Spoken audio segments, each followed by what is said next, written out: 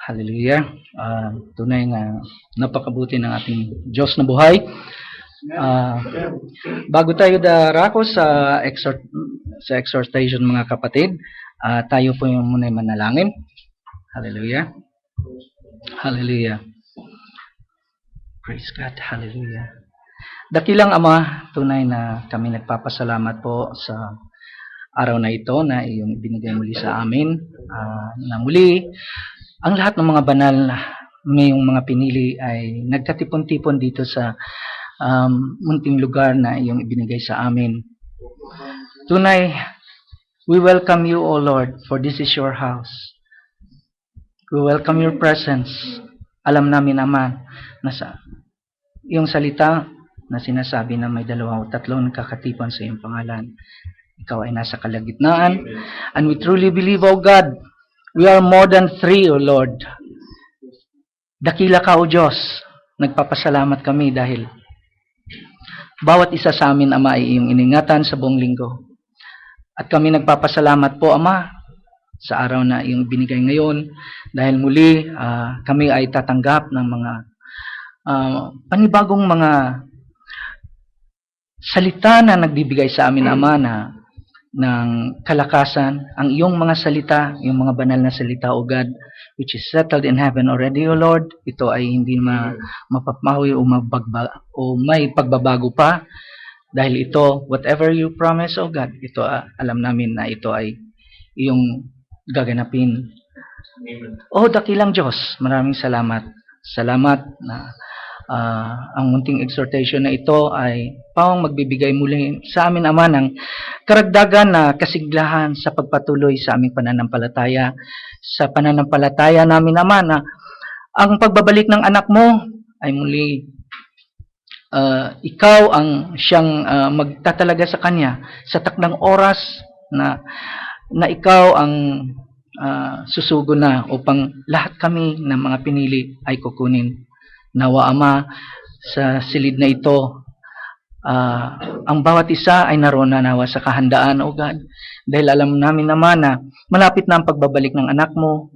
Nagsusumika po kami, O God, na makita mo ang bawat buhay namin, Ama, na masumpungan mo na ikaw ay nagagalak, natutuwa ka na kami ay sumusunod sa banal mong salita.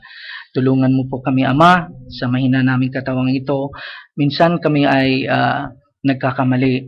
Ngunit, gaya ng iyong salita, Ama, dapat kaming bumalik sa iyong salita. Dahil doon namin masusumpungan ang katotohanan at ito ay magtutuwid sa amin, Ama, at magtuturo sa amin, Ama, sa tamang landas upang kami ay maging ganap na tagasunod ng anak mo, ang aming Panginoong Hesukristo. Dakilang Diyos, dinadalangin ko po, O God, wala akong kakayanan sa lahat ng pagpapaliwanag sa iyong salita. Ngunit ako ay malaya, Ama, na magpapagamit sa iyo. Kayo ang mangusap, hindi nawa makita ang aking kahinaan. Ngunit ang kalakasan ng iyong salita ang siyang mamumutawi sa aking bibig. Maraming salamat po, O God. At ang lahat ng ito ay aming binabalik sa inyo. Papuri at pagsamba, ang lahat ng kaluwalhatian ay mapasa inyo lamang. Sa tanging pangalan ng bugtong mong anak, ang aming Panginoong Hesukristo. Amen. Hallelujah. Mari na po tayong umupo, mga kapatid. Praise God.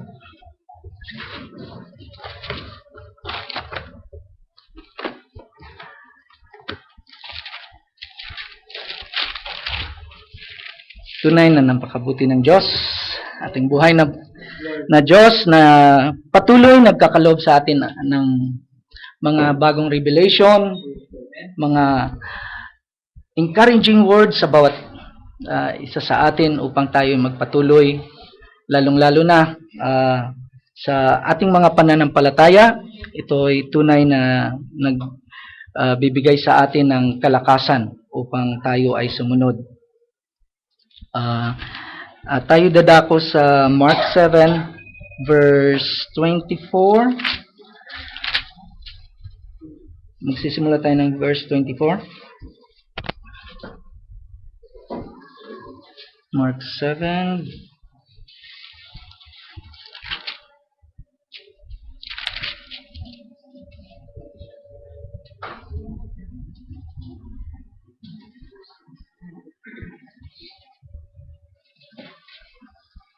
From there he rose and went to the region of Tyre and Sidon. And he entered a house and wanted no one to know it, but he could not be hidden. For a woman whose young daughter had an unclean spirit heard about him, and she came and fell at his feet. The woman was a Greek, a Syrophoenician by birth, and she kept asking him to cast the demon out of her daughter. But Jesus said to her, "Let the children be filled first, for it is not good to take the children's bread and throw it to the little dogs." And she answered and said to him, "Yes, Lord, yet even the little dogs under the table eat from the children's crumbs." And he said to her, "For this saying, go your way," and the demon had gone out of your daughter. And when she had come to her house, she found the demon gone out and her daughter lying on the bed. Praise God. Hallelujah. Ang exhortation na ito ay pinamamagatang perseverance. Ito po yung message ng ating kapatid, kung saan tinatalakay dito ang salitang perseverance. From Mark 7, chapter 7, verses 24 to 30 po.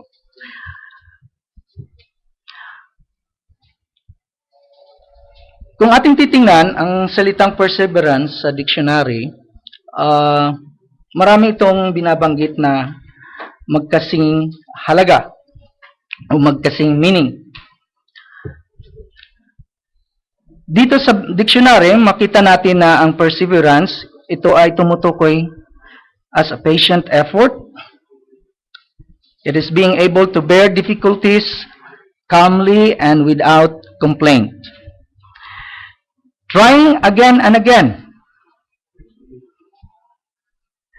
Being determined, already persistence in adhering to course of action. Dito tinatawag sa ng ating kapatid ay, in other words, persistent. Ano ba ang persistent? Ano ang kahalagaan ng salitang ito bilang mananampalataya? Nakikita rin ba ang perseverance na ito, kung ating makikita na ito ba ay present din sa mga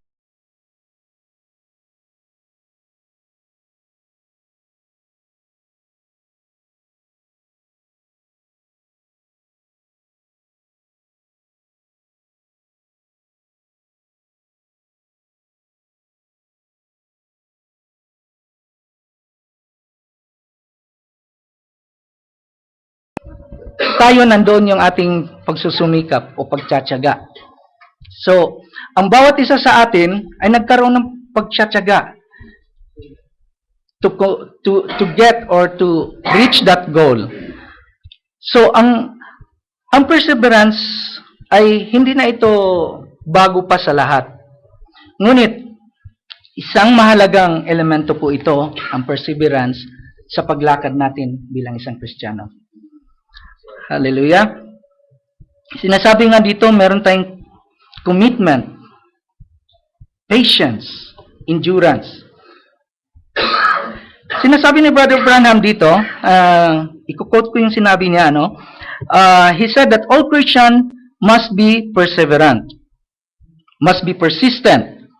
He said that the only way that you are able to do this is to have faith. And whatever or what you are trying to do, you need faith. Ang pagtatyaga po kasi, minsan sa mga, for example, yung sa ating paglakad, minsan nakikita natin na, o palagi nating naririnig, na kailangan nating magbasa ng mga mensahe, kailangan nating magbasa ng Biblia. Ngunit, ang bawat isa sa atin may kanya-kanyang diversion na nangyayari. hindi natin minsan nasusunod yung pagbabasa, minsan nakikita natin na nadadivert tayo sa mga bagay na kung saan hindi mahalaga.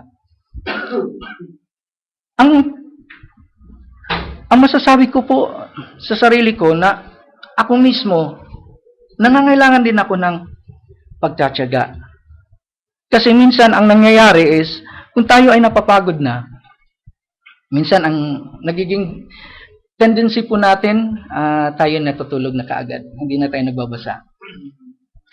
Ang pagbabasa po sa salita ng Diyos ay kinakailangan din tayong magtiyaga.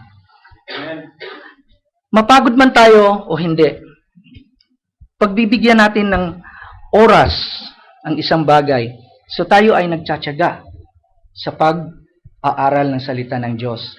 Kasi lalong-lalo na, marami tayong trabaho. Minsan ang nangyayari po, maaga tayong gigising, so minsan nakakalimutan din natin.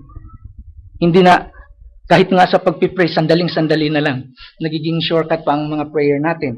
So, ating titingnan ngayon, ang mga characters, magbigay tayo ng mga ilang halimbawa sa mga characters sa Biblia na kung saan sila ay nagtiyaga upang isulong ang salita ng Diyos. For example, sa life ni Noah, alam natin na si Noah ay inutusan ng Diyos na mag-build ng ark. Siguro sa panahon na yon, kung ating titingnan, that time, masasabi mo na kaiba ang pinapagawa ng Diyos sa kanya.